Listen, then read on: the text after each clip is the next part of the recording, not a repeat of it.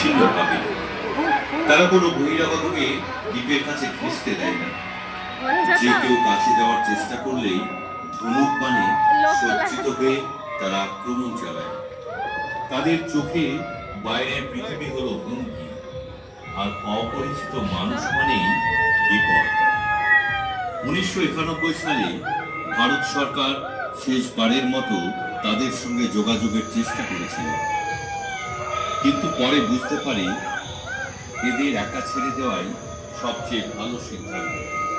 তখন থেকেই north sentinel দ্বীপকে ঘোষণা করা হয় সংরক্ষিত এলাকা হিসেবে, যেখানে প্রবেশ করা সম্পূর্ণভাবে নিষিদ্ধ ও আইনত দণ্ডনীয় অপরাধ।